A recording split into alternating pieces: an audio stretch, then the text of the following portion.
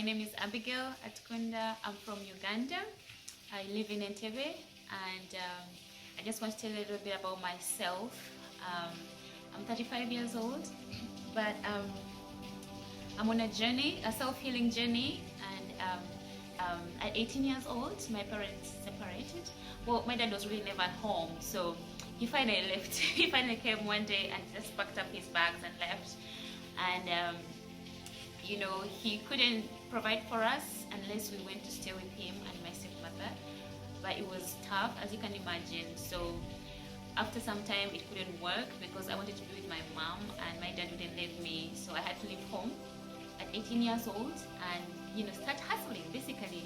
So I started living with, you know, friends, you know, from house to house, and that was really tough, but I survived.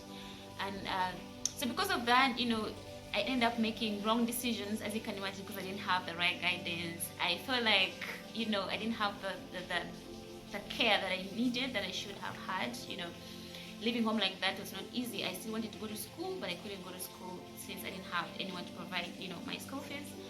But fortunately, one of my relatives was able to help me, and they offered to pay for me my school fees, and I got an education. I ended up getting a scholarship, went to India, did my bachelor's degree in hotel management and tourism. Spent about 5 years in India, came back to Uganda, but you know, it was still tough. I still had that emotional, you know, that spiritual wound, that emotional wound from what happened. I had gone to a different country, Oman, which is in UAE, and I was working there, but things didn't work out. So when I asked to leave, my bosses didn't want me to leave. So, you know, they literally beat me up, you know, and I didn't know why they were beating me up. They just didn't want me to leave because they wanted me to stay, and I feel like, you know, I had a right to leave, but they kind of took that away from me, and you know, it was so hard. So they beat me up, and fortunately I was able to get someone to help me. I finally came back to Uganda, but I was a mess mentally.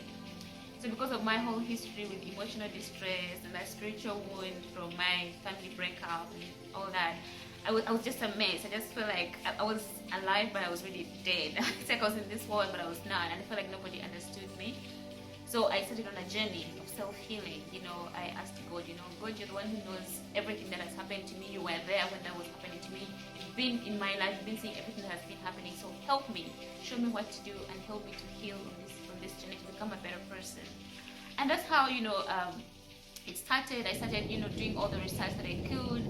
Nature really helped. I found that being in a quiet place, you know, helped me to feel better, to be in tune, and it really started from inside and out. Healing starts from inside. You know, I had to go back and find that inner child and ask her, you know, what were your dreams? What did you want to do? You know, I was like, you know what, this person is not working. I need to go back in there.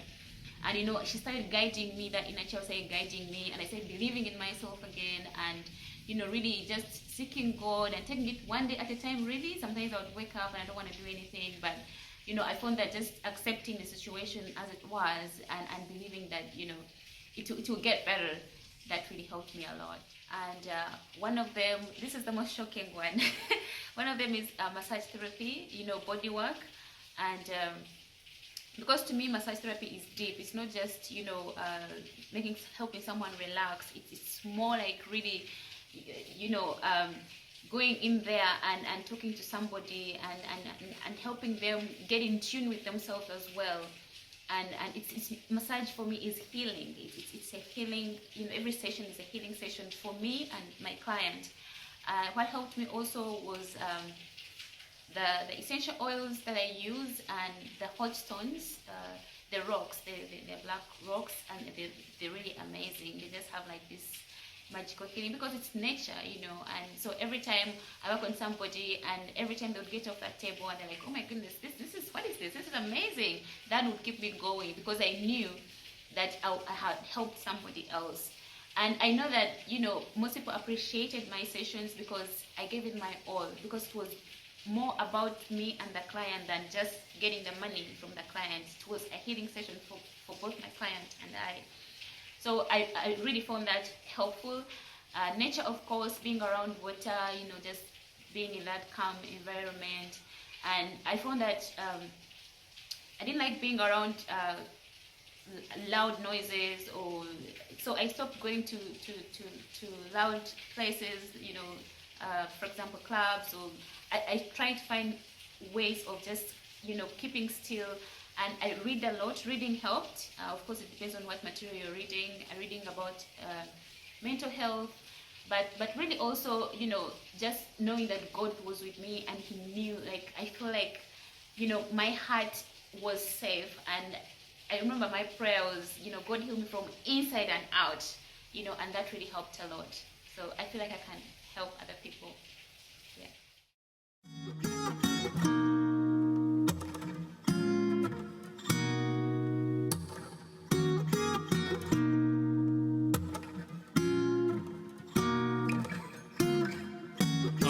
Searching for something that might not exist. Always thought happiness wasn't a myth. Could've sworn I felt it back when we were kids. Feel like life ain't moving faster the older I get. Feeling down even when I'm on. Now my freedom is somehow so.